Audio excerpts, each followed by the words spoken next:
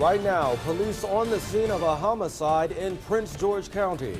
It happened along Martinson Lane this afternoon. Police are releasing very little information right now other than that someone was killed. They are also asking the public to avoid that area.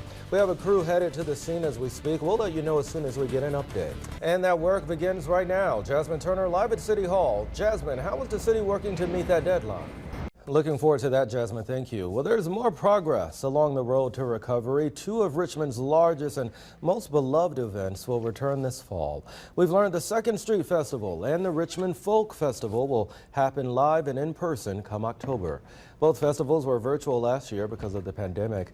This will be the 17th year for the Folk Festival and the 33rd year for the 2nd Street Festival, which is also known as 2 Street Festival in Jackson Ward. We're turning now to your first alert forecast. The chances for rain and storms picking up, and that's starting tonight. Meteorologist Megan Wise is here with what we should expect. Megan, how are we looking? Hey, Brent. A special prosecutor is now reviewing that controversial traffic stop of an Army officer in Windsor. Hampton Commonwealth's attorney Anton Bell says he now has the results of that state police investigation. Body cam footage of that December traffic stop went viral last month. It shows 2 Windsor police officers pointing their guns and pepper spraying Army Lieutenant Karan Nazario. One of those officers has since parted ways with the department. The soldier was released without being charged, but he's now suing. An FBI agent now charged with attempted murder for shooting a man on a D.C. area metro train. The shooting happened in December in Bethesda. Special Agent Eduardo Valdivia was off duty when investigators say he shot a passenger during an argument.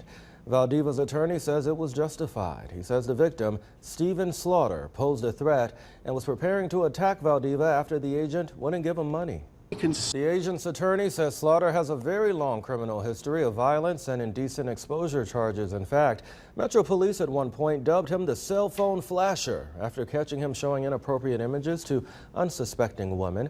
Prosecutors say none of that is relevant. Well, first at 4 deputies in Florida shoot a teenage girl multiple times. They say they were in the right due to the arsenal she had.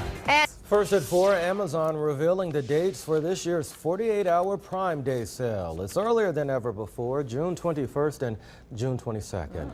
Amazon normally holds Prime Day in the summer. Check this out. Amazon says this year, Prime members will get a $10 credit on Prime Day if they spend $10 at select small businesses from June 7th through the 20th. A 14-year-old girl is in the hospital after a shootout with deputies in Florida. Deputies say the teen and a 12-year-old boy broke into a home, found weapons, and repeatedly fired at officers. The girl was shot multiple times after she raised a pump-action shotgun at deputies. As officers provided medical aid, the 12-year-old boy surrendered with an AK-47.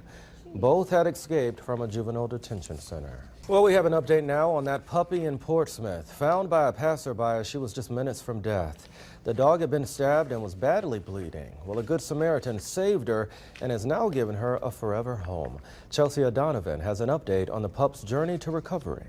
Well, a Jewish teenager who is kosher says his football coach ordered him to eat a whole pepperoni pizza. Now, check it out. A teen with no fear caught on video. Watch as she protects a family dog from a bear.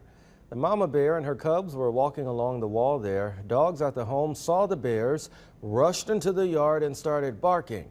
That's when the bear started swiping at one of the dogs. Seconds later, a 17-year-old runs out, shoving the bear right off of the wall. I think the bear fell backwards off of the wall, poking its head back over for one last look before running off.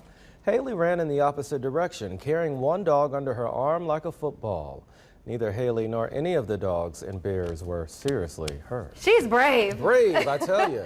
I would do that for my dog, though. I think any dog owner would. Yeah, Daisy, Yeah. right? Little Daisy. All right, check this one out, guys. A sad movie scene serves as the inspiration for a 3-year-old girl's pretty weird birthday cake. Yeah, this story is actually kind of funny. Her quirky decision to have the death of one. It's all a ploy. She figured out how to get the cake to herself. Yes, the whole cake. I love it. She's got a great sense of humor.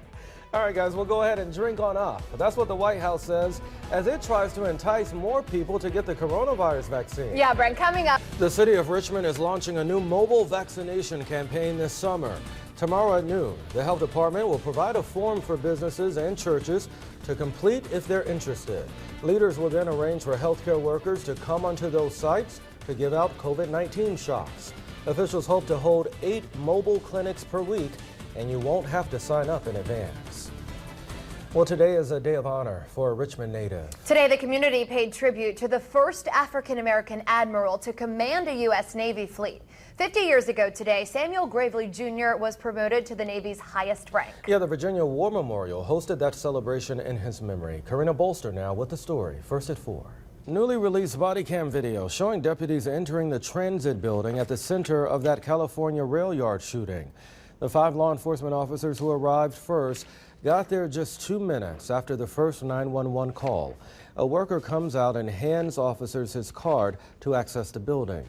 Now, we've chosen to remove the audio, but once they are inside, a gunshot is heard, possibly being fired at them. Now, the sheriff says their actions likely saved 38 people. Just in, trainer Bob Baffert is suspended for 2 years by Churchill Downs. This after an additional drug test of Medina Spirit confirmed the presence of a banned steroid. Medina Spirit could be disqualified next. The Kentucky Horse Racing Commission is still completing its investigation before making that ruling. Well, a woman with dementia is now back home with her husband. Yeah, and that's really all to a quick-thinking officer. We'll show you how he was able to steer her to safety. And if you're watching the stock market, let's go ahead and take a look at today's final numbers. Slight gains for the Dow. First at 4 is back in just a moment. Back now with some new videos showing a police officer in Colorado guiding a woman with dementia to safety after she wandered off. Yeah, his slow-handed approach really helped ease some anxieties. First at 4, here's Deborah Takahara. A little kindness goes a long way. Yeah, an officer going above and beyond. That's right. Well, a woman traveled more than 1,000 miles, Brent, to cross an item off of her bucket list. All right, but she says it all fell apart when she was booted from a restaurant. We'll share the excuse she says the owner gave her. First at 4, the high school football program in Ohio is in hot water after coaches allegedly forced a player to eat an entire pepperoni pizza, even though it was against his religion.